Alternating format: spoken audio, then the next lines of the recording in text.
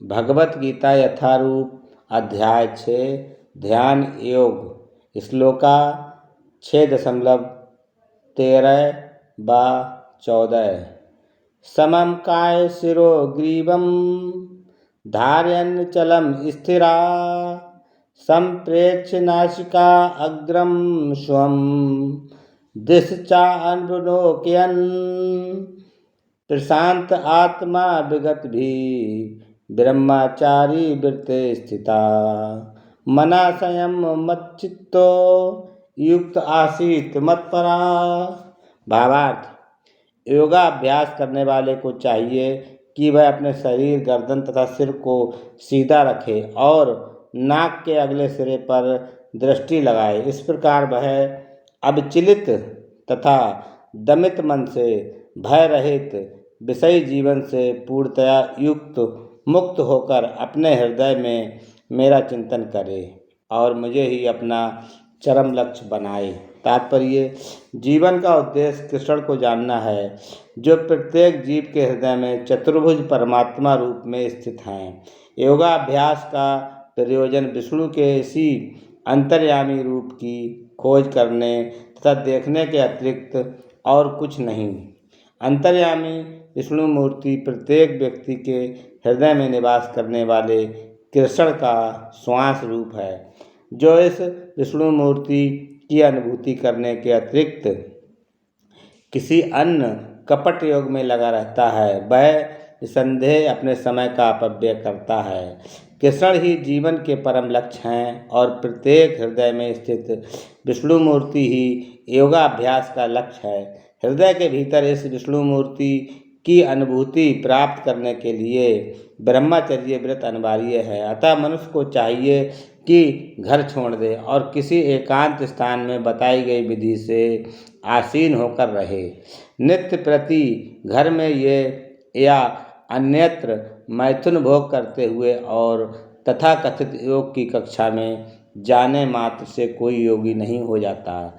उसे मन को संयमित करने का अभ्यास करना होता है और सभी प्रकार की इंद्रिय तृप्ति से, जिसमें मैथुन जीवन मुख्य है, बचना होता है। महान ऋषि याज्ञवल्क्य ने ब्रह्मचर्य के नियमों में बताया है, कर्मणा मनसा वाचा सर्वावस्थासु सर्वदा सर्वत्र मैथुन त्यागो ब्रह्मचर्यम पृच्छते।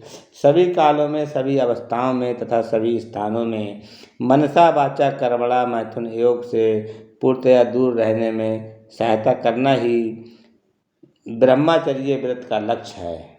मैथुन में प्रवृत्त रहकर योगाभ्यास नहीं किया जा सकता।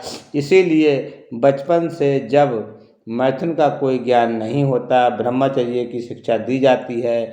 5 वर्ष की आयु में बच्चों को गुरुकुल भेजा जाता है, जहाँ गुरु उन्हें ब्रह्मचारी बनाने के दृढ़ नियमों की शिक्षा देता है। ऐसे अभ्यास के बिना किसी भी योग में उन्नति नहीं की जा सकती, चाहे वह ध्यान हो या कि ज्ञान या भक्ति। किंतु जो व्यक्ति विवाहित जीवन के विधि विधानों का पालन करता है और अपनी ही पत्नी से मैथुन संबंध रखता है, वह भी ब्रह्मचारी कहलाता है।